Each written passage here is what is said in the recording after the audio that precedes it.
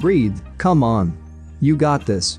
You're running along the East Coast about to set a new personal best. A few seconds later, your breathing gets real heavy. That's weird. You're a trained athlete, you stop to rest and notice a whole bunch of people crowding onto the beach.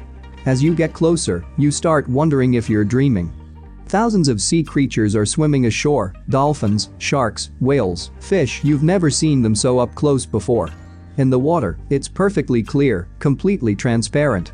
Rescue boats with science equipment float on the water, several cars arrive at the beach, and a whole group of official-looking people get out. You ask one of them what's going on? They tell you the ocean suddenly run out of oxygen. It normally gets into the ocean one of two ways. When air brushes over the ocean surface and through photosynthesis. Grass, trees, plants, they all absorb carbon dioxide. That stuff we breathe out. They convert it into oxygen using the sun's energy. That's photosynthesis. The ocean gets its portion of oxygen from algae, microorganisms and plankton floating in the upper layers of the water. They release a tremendous amount of oxygen back into the water, which helps keep all marine life going. No oxygen, no more algae. No algae, no more oxygen. It's a closed loop of disaster. That's why the water is so clear. Thousands of fish are swimming closer to land trying to get the oxygen that's trapped on the surface. Beaches are closed. It's a madhouse, even the monsters of the deep showed up. Huge squid, anglerfish and humongous crabs. Thanks to the clear water, you can see it all. Millions of fish squabbling, splashing around creating real chaos. It's not just the fish that are in trouble, since the ocean ran out of oxygen, it adapted. It started pulling more air from the land and taking its oxygen. That's why you suddenly couldn't breathe as deeply. You rush home, time to pack. You live in a city with very little vegetation and right by the beach. It's time to make the move away from the water, maybe to a city that's closer to a forest or a jungle. That's where the oxygen is. While you're packing, you hear on TV that oxygen has disappeared from all the oceans and seas. Deserts are getting even more lifeless. The Namib Desert is on the coast of the Atlantic, which also touches the Sahara. These deserts get almost all their oxygen from ocean water, since there's almost no plants around, and when it's hot out, there's less oxygen in the air anyway. Triple problem. That's something you never thought you'd see on TV. Scientists with oxygen tanks walking through the desert. Well, I guess here's not so bad.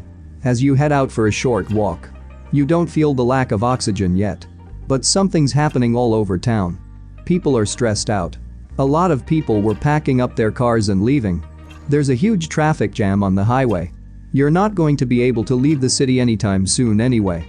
Night is coming. That's the time when plants and trees stop making oxygen. The air starts getting even heavier. The next morning you manage to leave town. You drive through forests, fields, grass-covered mountains and finally breathe deeply. People aren't just leaving coastal areas because there's less oxygen, the food supply's drying up. Fishing is basically over, which for some cities is a total disaster. Beach cities empty out and the only way out is to drive. You can't get away by boat unless you have an oxygen tank on board. You're speeding away from the coast when you come to a small town. Traffic there's terrible, and you get stuck again. These towns just weren't designed for so many people. Traffic's stocking enough food, schools, jobs. It's going to take a while for these small towns to adapt. Land prices are going crazy. You can buy beachfront property for almost nothing. But farmland is suddenly worth millions. People start investing like crazy in anything eco-friendly. Unemployment starts going through the roof. Luckily, you've got a bit saved up, but even here miles from shore you still feel a lack of oxygen and carbon dioxide levels are going up. Before all this, ocean plants and microbes processed CO2 and turned it into oxygen. Now it's accumulating in the atmosphere. People are getting more tired. You're feeling down, grumpy, but the plants all love the CO2. They grow bigger and generate more oxygen. But even with every plant working overtime, it's still not enough to bring balance back to the planet. Home plants start to get very expensive. People use them to make their homes easier to live in. It's great. The plants take the CO2 out of the air and fill their rooms with oxygen. For a while, it looks like humanity is going to be okay, then winter comes. The sun shines less and less, plants don't get enough energy. Houseplants shrivel up and trees shed their leaves. One day you're out on a walk and notice something strange in people's behavior. They move slowly, some are just standing there staring at nothing. Lack of oxygen can affect your brain. People's memory and attention span take a huge hit, and it becomes really hard to think clearly and make rational decisions. As soon as people understand what's happening, they get scared. When you get scared, you breathe harder. Now humans need even more oxygen. You're afraid to leave home. Looking out the window, you see a lot of people staring at the houses on your side of the street, their brains gone off fogging, they can't remember which house is theirs.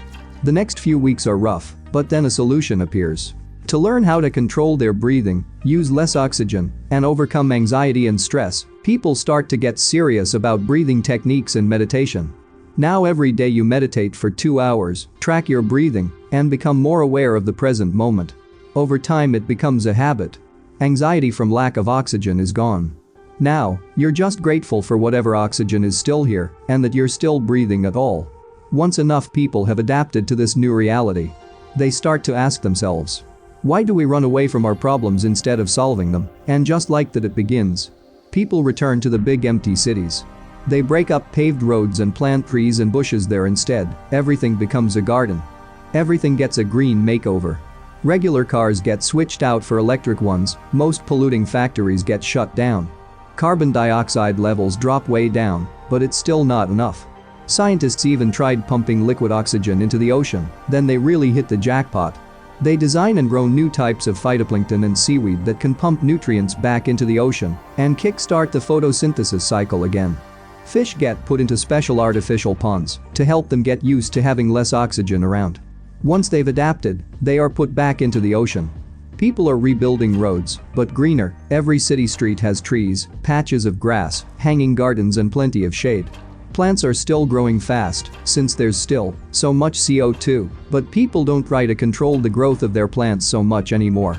Buildings get covered in vines, flowers get bigger, cities start to merge with their surroundings, forests and jungles give cities tons of cool fresh air. The planet is turning more and more green, and people start to change too. City air is clean now and smells like thousands of flowers. The ocean's also taking on a new life. New unknown creatures appear in the waters, creatures that no longer need oxygen.